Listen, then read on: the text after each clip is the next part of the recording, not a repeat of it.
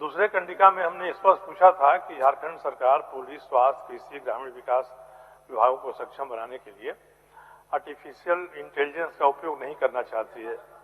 इन्होंने कहा अस्वीकारात्मक है। मैं माननीय मंत्री से जानना चाहता हूं कि अस्वीकारात्मक है तो इन विभागों को सक्षम बनाने के लिए आर्टिफिशियल इंटेलिजेंस के उपयोग के बारे में सरकार ने अब तक क्या किया है? ठीक, माननीय मंत्री जी। अध्यक्ष महोदय, माननीय सदस्य जो खंड 2 की बात कर रहे हैं कि अस्वीकारात्मक क्यों लिखा है, क्योंकि सरकार प्रयास कर रही है कि इंटेलिजेंस एआई को हम लोग और बेहतर तरीके से राज्य में लागू करेंगे, इसके लिए प्रयासरत है। उन्होंने पूछा क्यों ग्रामीण विकास विभाग या स्वास्थ्य विभाग, कृषि विभाग अन्य में इसके उपयोग करना नहीं चाहती है। सरकार उपयोग करना चाहती है तब तो इसका विकास के लिए प्रयासरत है, उसको लागू करने के लिए। तो इसलिए हम लोग ने इसमें अस्वीकारात्मक लिखा है। मैं मंत्री से यही जानना चाहूंगा कि नीति बन रही है, सेंटर ऑफ एक्सेलेंस बनाने की सरकार कोशिश कर रही है अभी, तो जो प्राथमिक काम होते हैं इसके लिए कोई टूल बनाना होता है, डेटा हम इकट्ठा करेंगे, किस तरह से सिंक्रोनाइजेशन करेंगे उसका, या कोई डोमेन हम बनाएंगे विभागवार, इसकी ओर सरकार ने कोई प्रयास किया है महोदय? माननीय मंत्री जी, आर्टिफिशियल इंटेलिजेंस में उसको एक्सेप्ट करने के लिए जो आपका तैयारी है उसके बारे में बता दीजिए। इसमें ऐसा है अध्यक्ष महोदय, अभी तो वर्तमान में स्टार्टअप पॉलिसी 2023 के तहत काम हो रहा है, जिसमें 101 आइडियाज है, जिसको स्क्रीनिंग करके इस पर स्टार्टअप फंड क्रिएट करके उनको मदद करने का बैठक चलने वाली है। इसमें जो डायरेक्टर्स बोर्ड की बैठक अभी हुई नहीं है, उसकी तैयारी चल रही है।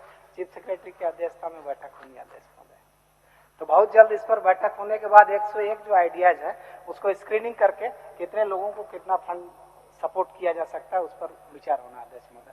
हम विश्वास दिलाते हैं। ठीक है सरजू बाबू, पिछले से बेहतर तरीके से इसको हम लोग अनुपालन। सरजू बाबू, थोड़ा सा ये बहुत बड़ा बृहद विषय है, पूरा विश्व लेवल का विषय है, थोड़ा अध्ययन करने दीजिए, वक्त दीजिए। बृहद विषय है, उसमें सरकार ने कुछ किया नहीं है अभी तक, ये पता चल गया, और कुछ करना चाहती है उसके लिए कोई तैयारी भी नहीं है। तो बोले तो चीफ सेक्रेटरी की अध्यक्षता में कोई बैठक। अब वो दूसरा विषय मतलब उसके बारे में बता रहा हूँ।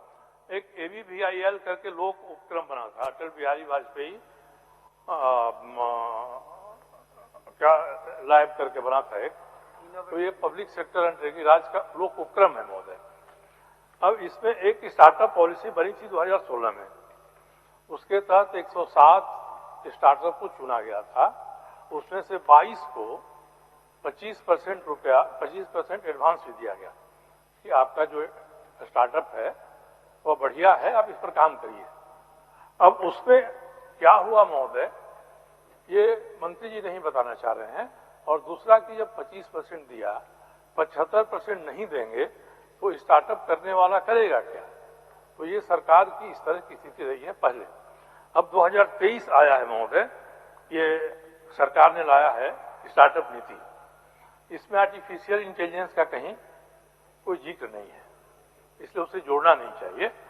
अब इसमें इसका ऑब्जेक्टिव है, क्लियर ऑब्जेक्टिव है, और क्राइटेरिया भी दिया इन्होंने। पहला ही ऑब्जेक्टिव है कि 1 लाख स्क्वायर फीट एरिया का डेडिकेटेड इंक्यूबेशन स्पेस इनको बनाना है। ये मुझे नहीं लगता कि ये हुआ है। और जो चुने गए हैं, मंत्री भी बता रहे हैं कि कुछ लोगों को चुना है उन्होंने, अभी तक उसके लिए कमेटी नहीं बनी है। अब ये PSU महोदय काम नहीं कर रहा है, CEO कौन रहे कभी पता ही नहीं चल रहा है इसका, और इसका कोई ऑफिस भी नहीं है। कहा जा रहा है कि एक ऑफिस बनाने की बात हो रही है। तो 2016 से अब तक जो हुआ, और उसके बाद से माननीय मंत्री जी को बताना चाहिए कि अगर गंभीरता इतनी है इसके बारे में, तो सरकार ने कुछ भी किया है इसके बारे में। चलिए, जो अपनी पॉलिसी है माननीय मंत्री जी उसके बारे में भी बताएं कि अपनी पॉलिसी लागू किया है कि नहीं लागू किया है।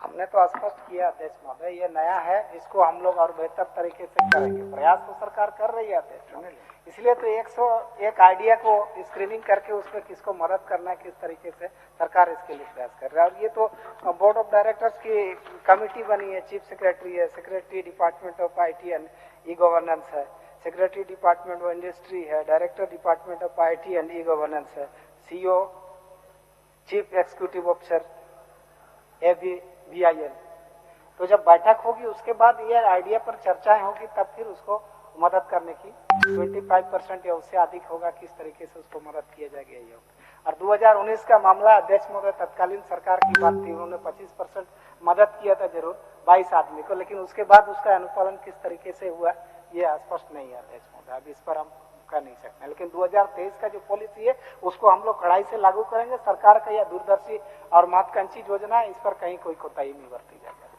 ठीक है सचिव बाबू। केवल एक बात अपनी कहकर या मंत्री से जिज्ञासा करके इसको समाप्त करूंगा। एक तो मंत्री जी को मानना चाहिए कि स्टार्टअप पॉलिसी में और एआई में कोई संबंध नहीं है, ये सरकार भी कर रही है। अब इन्होंने अपने स्टार्टअप पॉलिसी में जो कहा है 2023 के बाद से अब तक, उसमें से एक भी क्यों नहीं किया है? अगर इतने मुख्य सचिव से लेकर सारे बड़े बड़े विभागों के सचिव इसमें हैं, तो वो कर क्या रहे हैं आखिर इसके बारे में? एक बैठक नहीं किया, कोई कार्रवाई नहीं की, स्टार्टअप वालों को मदद नहीं किया, जबकि दुनिया भर के मेधावी बच्चे यहाँ हैं जो स्टार्टअप्स में आना चाहते हैं, नया आइडिया। माननीय मंत्री जी, उनको कोई मदद नहीं हो रही है, उसकी कोई समीक्षा नहीं है कि क्या हुआ। पहले 25% दिया। अध्यक्ष महोदय, अभी डिजिटल पंचायत बनाने का भी हम लोग प्रयास कर रहे हैं, डिजिटलाइज करने का, सारे सिस्टम को अपडेट विभागों में करने की बात है, इसलिए एआई की महत्ता को हम लोग समझते हैं अध्यक्ष महोदय। लेकिन ये जो कमेटी बनी है डायरेक्टर्स की, उनकी एक बैठक होने दीजिए।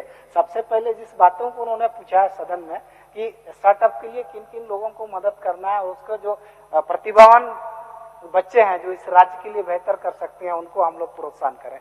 तो इंतजार करें अध्यक्ष महोदय, 2-3 माह के अंदर में इस पे हम लोग।